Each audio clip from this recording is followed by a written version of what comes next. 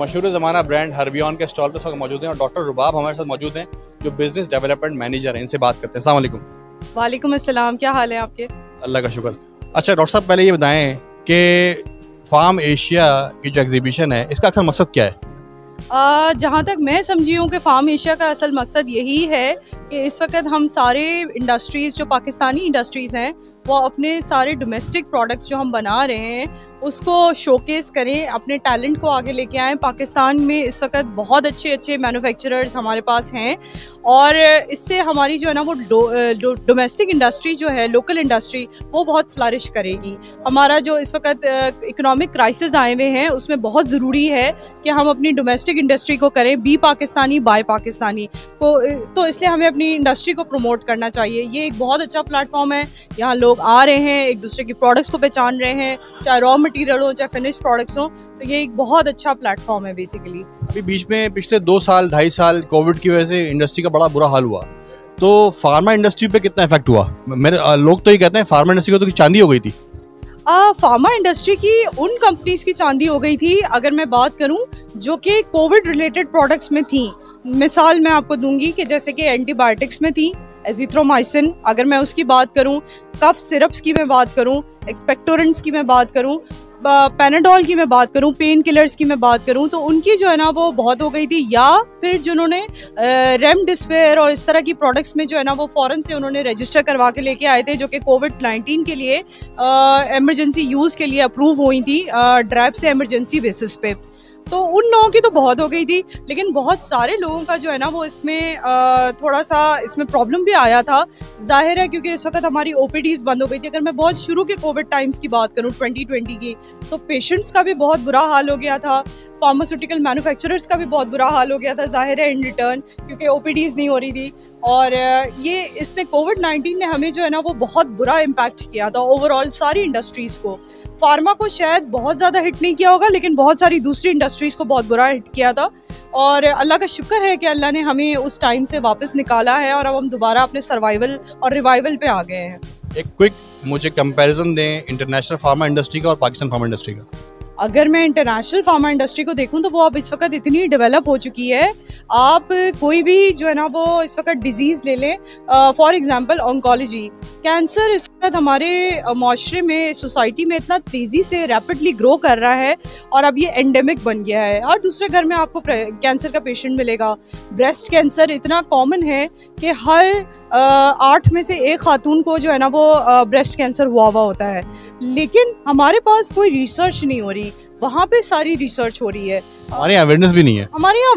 हमारे यहाँ इस टॉपिक को टैबू समझा जाता है, टैबू समझा, बात ही नहीं कर सकती खवातीन। स्टिग्मा बना हुआ है जी, हमारे यहाँ खवातीन, ओ ये तो बहुत ही प्राइवेट और सेंसिटिव पार्ट है बॉडी का, तो इस पर तो बात ही नहीं करनी चाहिए। नहीं, ऐसा नहीं है। हम जब तक अपनी आवाम को अवेयर नहीं करेंगे तब तक कुछ नहीं होगा। आजकल का एक आप ले लें, डेंगू कितना कॉमन है। अगर हम बाहर की तरफ जाए ना और बाहर देखें, मैं आपको बताऊं, जो इस वक्त इंटरनेशनल इंडस्ट्रीज़ हैं इस वक्त बहुत बेसिक और कॉमन मॉलिक्यूल्स की तरफ ही हैं आज भी। मैं बहुत एक कॉमन एग्जांपल की बात करूंगी एंटासिड्स की, ओमिप्राज़ोल की। वो आज भी ओमिप्राज़ोल यूज़ करें और हमारे पास तो जो है ना वो इस वक्त वोनापेराज़ोन आ गया जो कि डेसलेंसोप्राज़ोल है, उसका भी बहुत ज़्यादा एडवांस मॉलिक्यूल है।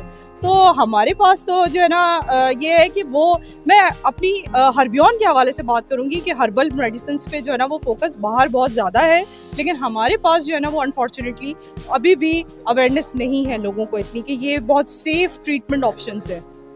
डॉक्टर रुबाब, हर्बियन एक मशहूर ब्रांड है। मैं अपनी बात करता हूँ, मैं हर्बियन क्यों यूज़ करूँ? बिल्कुल बिल्कुल, आपका बहुत अच्छा सवाल है। बहुत सारे लोग जो है ना वो अभी भी अवेयरनेस नहीं है, जैसा कि मैंने पहले भी कहा कि न्यूट्रास्यूटिकल्स की तरफ या हर्बल प्रोडक्ट्स की तरफ। लेकिन अगर आप इनको देखें तो हमारे जो ब्रांड्स हैं, हमारी जो एक तो ये कि रिसर्च ब्रांड्स हैं सारे हमारे वेल स्टैब्लिश्ड, हमारे पास रिसर्च एंड डेवलपमेंट का पूरा डिपार्टमेंट है। हमारे पास जो क्वालिटी स्टैंडर्ड्स हैं वो बहुत ही ज़्यादा जो है ना वो हाई स्टैंडर्ड्स हैं और जिनको हम मीट करते हैं। मैं अगर आपको अपने प्लांट्स के बारे में बताऊं तो हमारे प्लांट्स जो हैं वो सारे ISO सर्टिफाइड हैं, फिक्स क्वालिफाइड हैं, जो कि एक्सपोर्ट के लिए बहुत एक इम्पॉर्टेंट क्वालिफिकेशन होती है। और एक्सपोर्ट आप तब तक नहीं कर सकते कंट्रीज़ में जब तक आपके पास ये क्वालिफिकेशन ना हो। हमारा प्लांट फिक्स क्वालिफाइड भी है। और इसके अलावा हमारे पास इस वक्त एक्सपोर्ट हो रहे हैं बहुत सारे प्रोडक्ट्स। आपको पता है कि रशियन कंट्रीज़ में एक्सपोर्ट करना इतना आसान नहीं होता, वहाँ पे रेगुलेशंस इतने स्ट्रिक्ट होते हैं और इतनी स्ट्रिंजेंट रेगुलेटरी गाइडलाइंस होती हैं कि वो जो है वो कोई प्रोडक्ट इतना इजीली आप वहाँ पे इन नहीं करवा सकते। हर्बियन के माशाल्लाह इस वक्त 40 कंट्रीज़ में ग्लोबली प्रोडक्ट्स एक्सपोर्ट हो रहे हैं।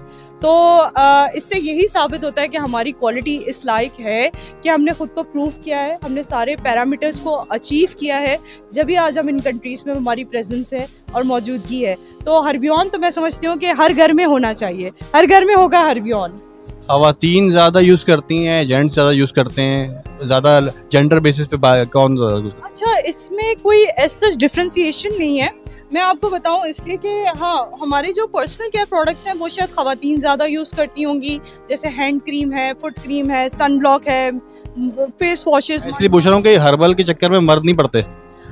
जी, लेकिन हमारे जो कुछ हर्बल मेडिसिन्स हैं जो कि मैं समझती हूँ कि यूनिलेटरल प्रोडक्ट्स हैं हमारे पास।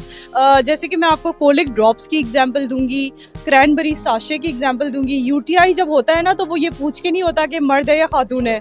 तो बिल्कुल इसमें जो है ना वो फिर दोनों हमारे जेंडर्स इसको यूज़ कर सकते हैं, क्रैनबेरी साशे को। इसके अलावा कोलिक ड्रॉप्स हैं, मैंने आपको बताया, फाइबरलेक्स है, इस्पगोल, हमारा समर रस है जो हर घर की पसंद है। और इस वक्त रमज़ान में जो है ना वो बहुत यूज़ भी हो रहा है। हमने रीप्लांट सिरप अभी लॉन्च किया है जो कि डेंगू में बहुत ज़्यादा यूज़फुल है। पपाया एक्सट्रैक्ट उसमें शामिल है प्लेटलेट्स को बढ़ाने के लिए, तो वो भी यकसा हम दोनों उसको दे सकते हैं, मर्द औरत, बच्चों को भी। इवन लड़कियों के लिए क्या मैसेज है आपका, वो लड़कियां जो खासतौर पर फार्मास्यूटिकल इंडस्ट्री में आ रही हैं, पढ़ रही हैं? उनके लिए मैं यही मैसेज दूंगी कि खूब सारी पहले तो पढ़ाई करें अच्छे से। फार्मडी, अगर फार्मेसी जैसे कि आपने स्पेसिफिकली पूछा है तो मैं फार्मेसी से रिलेटेड ही रहूँगी। मैं खुद एक फार्मडी डॉक्टर हूँ, मैंने खुद ज़ियाउद्दीन से ग्रेजुएशन किया है। और मैं यही कहूँगी कि बहुत अच्छी बात है, फार्मासिस्ट की हमें बहुत ज़्यादा ज़रूरत है।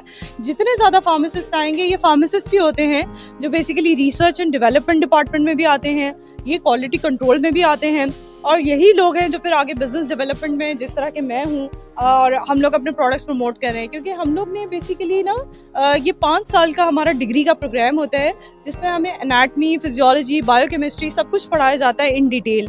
और हम प्रोडक्ट को जितना हम बेहतर तरीके से समझते हैं, डिजीज़ को जितना हम बेहतर तरीके से समझते हैं, क्योंकि हम दोनों एक्सपेक्ट से समझ रहे होते हैं। एक डॉक्टर जो होता है वो डिजीज़ पे ज़्यादा कमांड उसकी होती है, लेकिन एक जो फार्मासिस्ट होता है उसकी प्रोडक्ट पे ज़्यादा कमांड होती है। उसे ये पता है कि उस प्रोडक्ट का है क्या, क्योंकि वो प्रोडक्शन में भी इन्वॉल्व होता है, वो क्वालिटी में भी इन्वॉल्व होता है, वो उसकी टेस्टिंग में भी इन्वॉल्व होता है, वो उसकी रेगुलेटरी में भी इन्वॉल्व होता है कि रजिस्ट्रेशन वगैरह भी वही कराता है।